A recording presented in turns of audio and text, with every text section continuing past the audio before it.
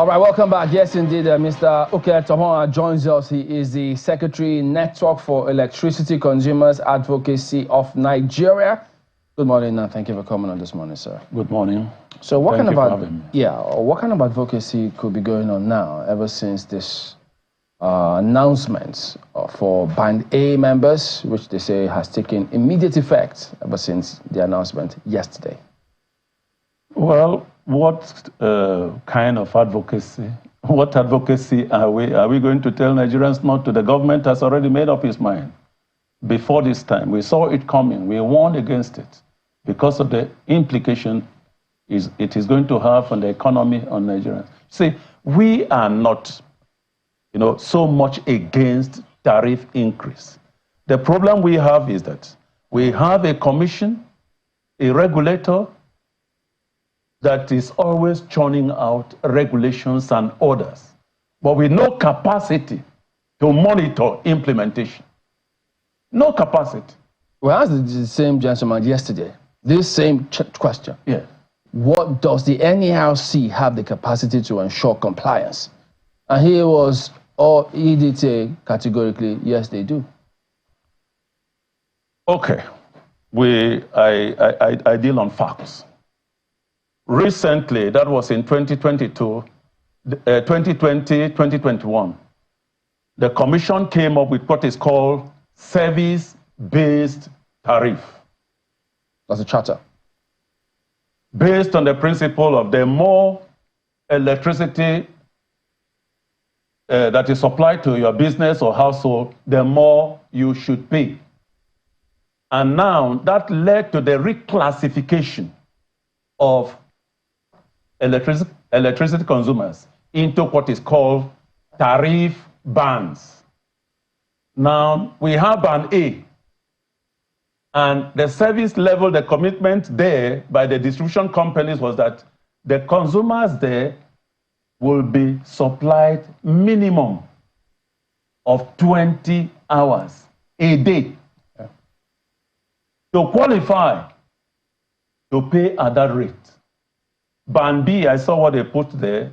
It is not 16 hours, but 18 hours. Band B, 18 hours. Band C, 12 hours. Band D, 8 hours. And band E, 4 hours. Now, we have conducted a study in some, particularly band A customers. And we discovered the sample we made in some states. We discovered that less than 5% of those in band A receive 20 hours. In fact, here in Abuja, I have it here. We discovered that some customers for 11 months never had 18 hours of electricity supply, but they are on band A. How did you measure it? I mean, we have meters. The prepaid meters are smart meters, particularly the ND meters. If you have 50 outages in a day, the meter records it. So you can extract that information. You can extract that information. You were extracting the information from people's meters? Not without their consent. Okay, with their consent? Yeah, of course, yes. Okay. But there's nothing there. You don't need to. There are softwares that you can access these meters and get that information without tampering with the meters. You understand? So you have a situation, a case of some hoteliers on band A. For 11 months, never had 18 hours. Why do you think the discourse revenues are rising? It is because they are collecting monies from Nigerians for power not supplied. Under MITO, multi-year tariff order that threw up SVT and even amended, they made provisions. Section 19 of that MITO and Section 13 and 14 of the amended MITO 2023-2024 states clearly that where there is failure on the part of the distribution company to deliver on the committed service level of 20 hours minimum, 16 hours minimum for band B, 12 hours band C, that there shall be an adjustment, retroactive adjustment of the said customers in that customer clusters to where they belong and compensated. But there was no provision on how to measure. Was it going to be the discos that we're going to measure? Was it the commission or the customer? So when we made noise about it, they came up with this regulation on compensation. And if you look at this document, nothing is said on how we are going to measure. You left it to the discos, not the consumers. The discos now say, okay, we did not supply electricity to you, Mr. Chamberlain, so we are sorry, we are going to come. Abba. I mean, yesterday he said you can complain. You can say, I'm not getting the service. How do you measure? You know, he said as a consumer you can. How do you measure? How do you measure? The question is, how do you measure? Is there a mechanism put in place by the commission on how they can measure? They are talking of going to feeders. The discos go to feeders. Mm-hmm. Do consumers know what a feeder is? Do consumers have access to feeders? Consumer, you're in your house, in your business, in your office, in your factory, and you are given electricity. So you're saying this is all hogwash? It is here. It is right here. That's why I brought it. So these are the problems we are having. Because it's disheartening right now for the consumer to hear this, because since yesterday people have been measuring their meters, you know, checking to see how many hours of electricity they have. If I'm paying 225 kilowatts per hour. 25 naira, 225 naira per kilowatt hour. If I'm paying that, you know, let me be able to measure it, and then so you're saying, how do you measure? How do you measure? I can count. What is the mechanism? Are you going to sit in your house and don't go to work? People have been doing that since yesterday. 25 outages a day, yes. You'll be there to count the number of hours. How do you measure? How do you measure? I mean, how do the customers measure? It's a valid question you've asked, you know, because even people who have very smart meters, the proportion is not as widespread as all of those in Band A who have to have this uniform platform and transparent measurement platform so that everybody's on the same page. Even the charter equally says the same thing. But now, in terms of the kinds of steps that we need to keep taking moving forward, because they keep talking about appropriate pricing. And we know that that conversation won't end with this increase. MITRE 2024 may be in place. 2025, 2026, this same matter will come up again. So now, what would you then suggest happen in terms of what we need to insist on that must be in place moving forward? Thank you very much for that question. And I want to say pointedly that tariff increase, whether you call it cost-reflective tariff or what, is not, and I repeat, the silver bullet that is needed in the market. Why tariff increase? Why the question of cost reflectivity in the market is liquidity, right? But we are dancing around the problem. Our priorities are not being set right. Number one, what is the percentage of customers in that Band A that are metered? We have a huge metering gap. This says about 15%. We'll get to that. That is what they made it to. We will get to that. We are working on that. At least for Abuja Disco, last night I worked on that, and we got those about 40-something%. So forget about those figures that they're shooting. The meter is the revenue tool, assurance tool in the business of electricity. So we must be metered. If we are metered, why do we have what we call revenue shortfalls that they are talking about, huge subsidy they are talking about? Mm-hmm. Why do we have it? Very high aggregate, technical, commercial, and collection losses. as high as what? 47, 49%. Which means for every 100 naira of electricity generated, transmitted, and distributed, you are losing 47, 49 naira. And you are recovering the balance. Now, we have countries. Let me not go to Europe. Let me not go to Asia, in Africa, Zambia, Kenya, South Africa. Take Zambia, for instance. To guarantee revenue in the electricity sector, the meter is paramount.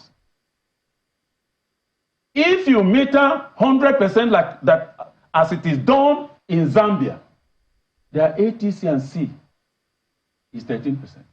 I mean, I don't want us to lose the question that Chima. I'm coming there. What we're trying to find, what should we be insisting on? How you're stating what the problems are, which is good.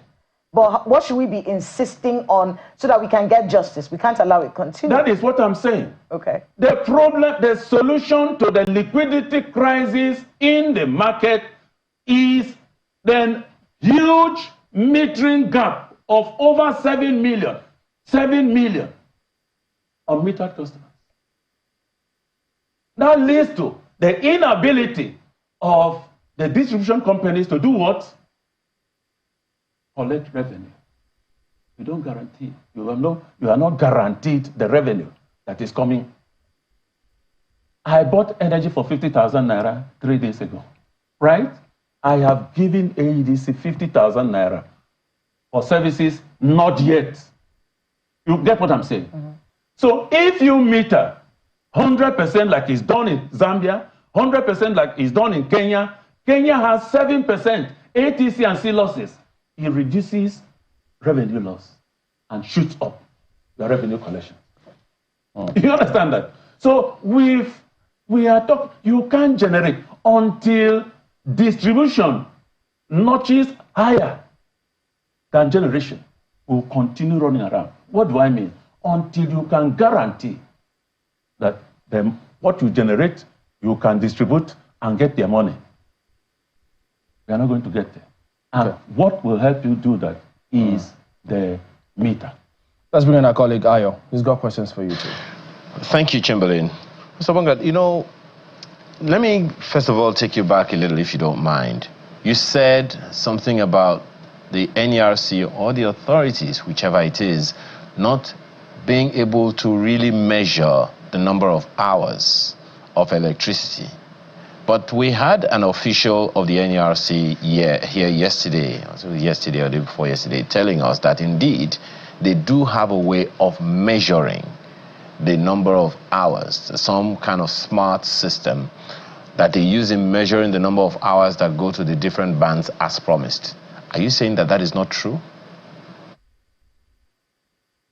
Well, if he has said so, we want him to provide evidence. Let him publish the evidence. Because we are dealing with their own documents, the MITO that threw up service-based tariff. Section 19 of MITO 2020 or 2021 and Section 1314 of MITO 2023 stated clearly that where there is failure on the part of the utility company to deliver on committed service level, and upon confirmation by who? Not stated. Is it the NEC itself? Not stated. And it says, if it comes to NEC, and NEC verifies it, then NEC will order for what? A retroactive adjustment and compensation. They should mention one customer, the whole of Nigeria, since 2022, 2023, and now 2024, that they have measured his supply and asked for compensation. We don't need to go far. In our various communities, in our various homes, in our various locations across the country, would you thump your chest that you have been supplied 20 hours of electricity? The young man who just left here, he said in Ibadan, where the mother lives, he gets 1 hour in a week. 1 hour in a week. Well, you know, we shouldn't, it's not just coming to national television to speak grammar and say things that will, the practical things, the things that are real on ground is that Nigerians are not being supplied electricity based on the committed service level. What are the options? Well, you know, interestingly, there's those who live around somewhere around Bashoro in the same Ibadan that you talked about, who are supposed to be on Band C and should get at least 12 hours a day, said that they haven't had up to 10 hours in a whole month, and that it's been like that for at least 3 months. Now, and the committed service level is 12 hours minimum in a day, and in a whole month, you don't have 12 hours. So what are we saying? Well, Mr. Wonga, you know, the question now then would be, did this increase come to you as a shock? Because one of the arguments being put forward by NERC and others in the space is that the federal government will be saving something in the region of 1.14 trillion naira in electricity subsidy.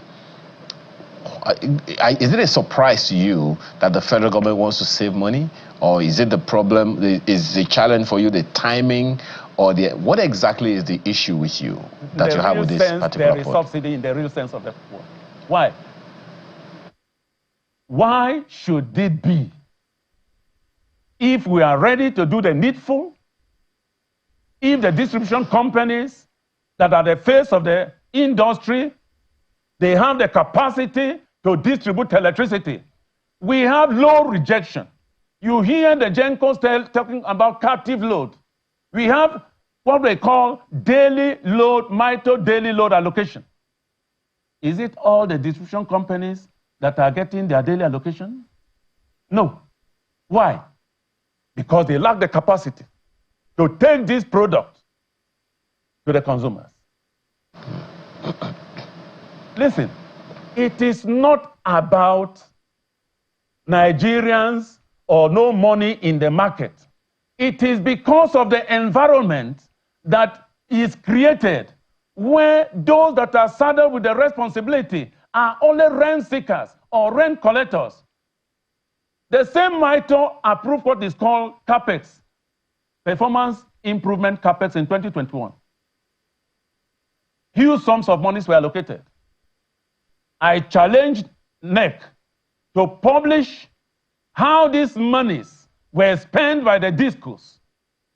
I challenged NEC to publish disco by disco how much the discos have invested in network distribution, network infrastructure. And for you under then, CAPEX, my apologies. Network CAPEX. My apologies, Mr. Bunga. So the challenge you have is that the federal government shouldn't have raised the prices, but that the discos should have maximized their collection process. Because that's one of the issues or arguments some people have also brought out, that not everyone who should be metered is metered. Consequently, people are not able to, the discos are not able to generate enough revenue from the people to whom they are supplying electricity. So for you, what exactly is the issue here?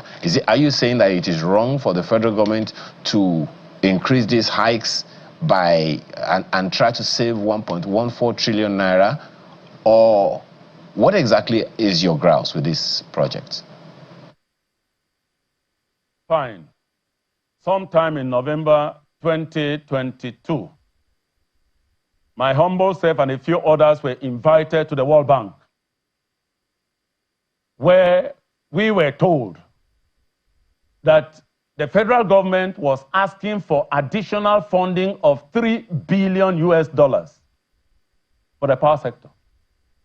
And they gave us a breakdown of about 9 billion that has already spent. Who is tracking that money? Where has it gone to? What impact has he made in the sector?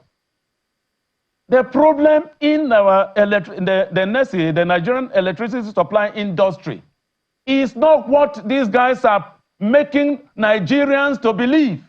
And I repeat, it is not. What is the problem? ability to tell Nigerians the truth of what is really going on in the sector. You have SVT that has now made a discourse to be posting huge revenue collections from the supply of darkness, distribution of darkness to Nigerians. So what should we do if we are going to have a grant or a loan of 2 or 3 billion US dollars and you pump this money into metering and raise the metering level to at least 80–85%? The liquidity crisis would drop sharply, and the federal government wouldn't be wasting that amount of money. They tell you gas debt, legacy debt. Who has gone to verify those debts? Who has gone to verify those debts? They shouldn't draw a wool on our faces. We are not fools. All right. So it's a conversation that we're going to have to keep at, and I'm sure that a lot of these measures are actually put in place so that, because after all, part of what we also did ask was, everybody's supposed to have power supply in the first place. What's the category of band A, B, C, D, E? Supply electricity. These things should be addressed. And secondly, too, why do they have to also this gas infrastructure and supply in dollars? So what is it that, why is it a natural resource? Is there any benefit of it being a natural resource? All of those issues that we'll continue to highlight as we progress, such that the right things and right policies will be in place to ensure that the country thrives. We have to thank you for coming on, Mr. Uke Aboha, Secretary, Network for Electricity Consumers Advocacy of Nigeria. At least they keep the NERC in check, so everybody needs a check, don't we? Thank you for having me. Thank you for your time as well.